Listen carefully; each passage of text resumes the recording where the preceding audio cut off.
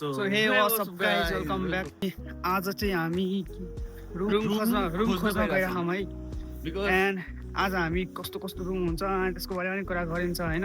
कसरी खोज्ने हामीले रुमलाई त्यो बारेमा चाहिँ आज हामीहरू यो भिडियोमा देखाउन गइरहेका छौँ। सो प्लिज भिडियोलाई चाहिँ लास्टसम्म हेर्नु होला। यदि कस्तो हुन्छ कहाँ गएर खोज्ने हैन, एक्ज्याक्टली के त्यो ठाउँलाई चाहिँ के भन्छ, अनि बजेट के हो, कति हो बजेट के हो, त्यो सबै प्रोसेसरहरू यसमा भिडियोमा हेर्न सक्नुहुन्छ क्या तपाईले हैन। So this video must be important and informative वाली हुनेछ यो भिडियो हैन। एकदम जाडो छ है, लास्ट जाडो टोपी लगाएर बसेको म आफ्नो टोपी लगाउँदिनँ नाक हेर्न सक्नुहुन्छ। सो गाइस हामी आइसकेका छौँ। यही हो हैन हामी आउने बोदोङसान भन्छ हैन, यो अफिसलाई बोदोङसान अफिस भन्छ हैन। सो दिस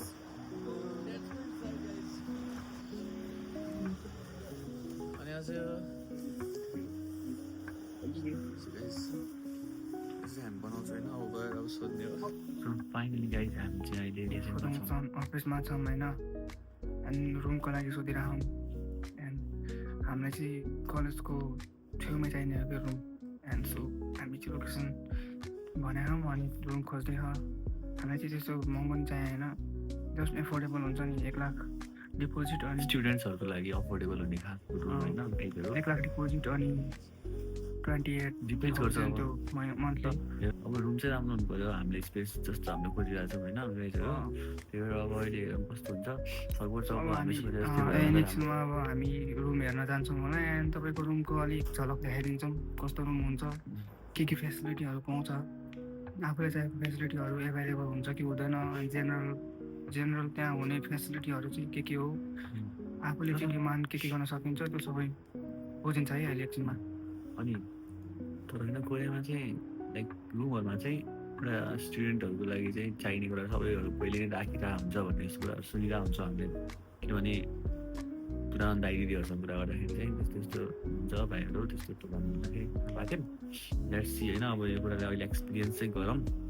सो अहिले हामी त बसेर अब चिल गरिरहेको छौँ होइन, बाहिर चिसो छ लाइक भनेको छौँ यता पुरा खोजिरहेको छ रुमहरू होइन। भेट्टायो भने चाहिँ हामी लगेर जान्छ होला त्यसले।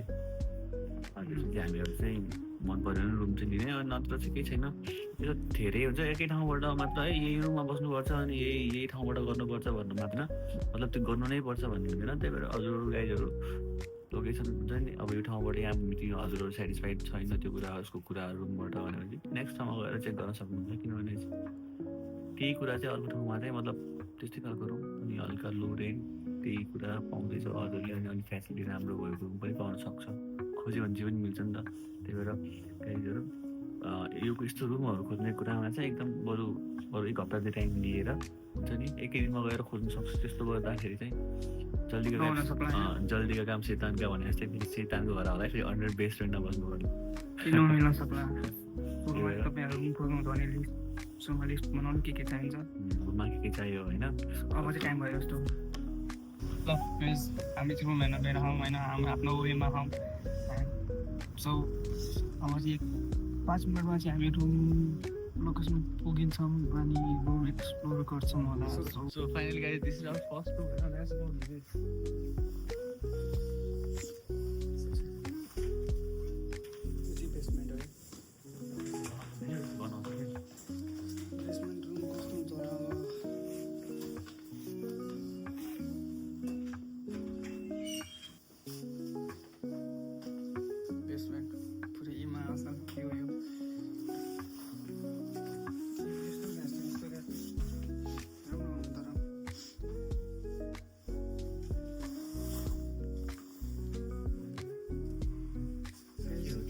लान्ड्री रुममै त्यो कबोर्डहरू यो चाहिँ रुम यस्तो पुरै यो चाहिँ लान्ड्री रुम मात्रै हो कपडा सुकाउनुको लागि।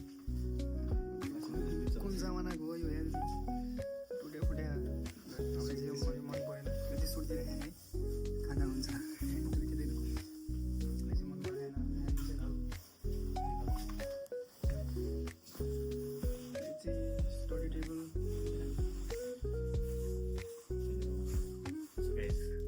हजुरले बेसमेन्टमा बस्नुभयो भने यस्तो देखिन्छ, तर बेसमेन्ट भन्दा पनि यो अलि ग्राउन्ड फ्लोर हो।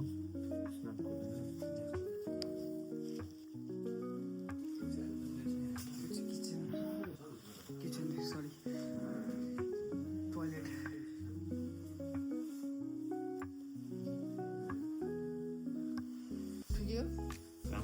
यो चाहिँ सेकेन्ड रुम है हो यो रुम चाहिँ अलिक इम्प्रेसिभ छ होइन फर्स्ट इम्प्रेसनमा मलाई अलिक ठिकै लाग्यो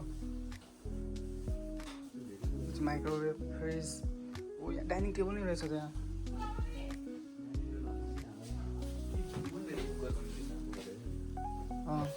कुकुर नै रहेछ जुत्ता राख्ने ठाउँ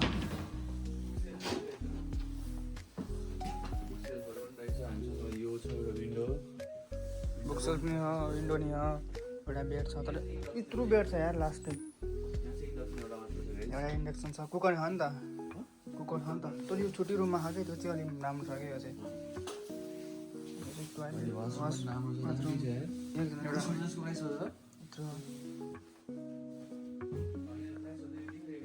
बेड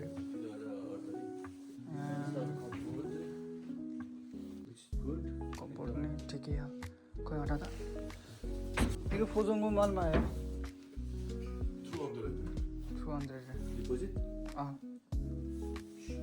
200 2 लाख डिपोजिट वाल से 30,000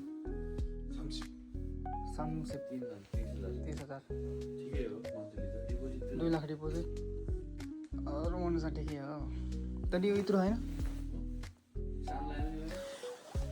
म सानो मैले त्यही भनेको यत्रो सानो हो निकाल्न पनि खाले हो क्या हो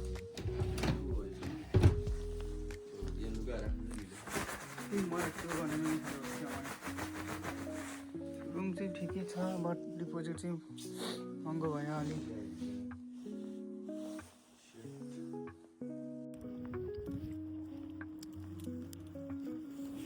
सो फाइनली गाइज हामीहरू चाहिँ एजेन्टबाट हुँदै त्यहाँ रुमहरू सबै हेरेर फर्किरहेको छौँ अनि चाहिँ थाहा भइदिएर हामीलाई त्यहाँ चाहिँ रुमबाट हामीलाई त्यस्तो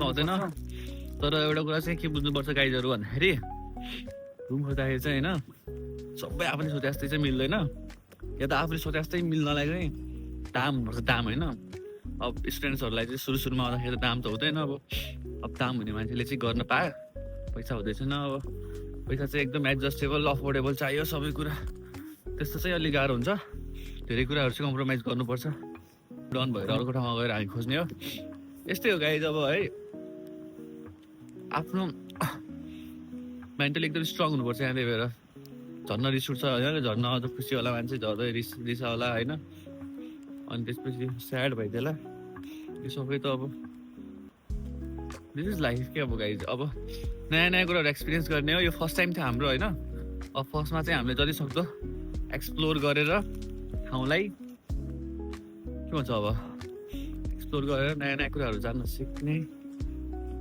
थाहा हुन्छ होइन एउटै ठाउँ मात्र गयो है हामीले अनि जति धेरै कुराहरू सिक्यौँ अब रुममा बसिराखेर थाहा हुन्थेन होला कसैलाई गरिदियो भने थाहा हुन्थेन होला आफूलाई त्यही भएर आफै गएर हामीले बुझ्यौँ अरू होइन टाइम लाग्छ थाहा हुन्छ नयाँ नयाँ कुराहरू त्यस्तै छ यो कुराहरू सबैजना फेस नै गर्नुपर्ने हो होइन दिस इज द रियालिटी के रियालिटी हो गाइज होइन यस्तै छ ल see you so guys room search गर्दा हामी धेरै ठाउँमा घुम्यौँ धेरै कुराहरू सोध्यौँ you guys have already seen in this video but Ayush main कुरा चाहिँ हामीले कुन रुम फाइनल गर्यो त्यो अझै बाँकी नै छ साँच्ची त्यो चाहिँ हामी नेक्स्ट भिडियोमा रिभिल गर्छौँ है गाइज सो स्टे ट्युन लास्टसम्म भिडियो हेरिदिनु भएकोमा thank you so much if you like this video guys do not forget to like and subscribe our channel अनि तपाईँलाई आजको भिडियोमा कुन रुम मन पर्यो कमेन्ट गरिदिनु होला thanks for watching guys bye by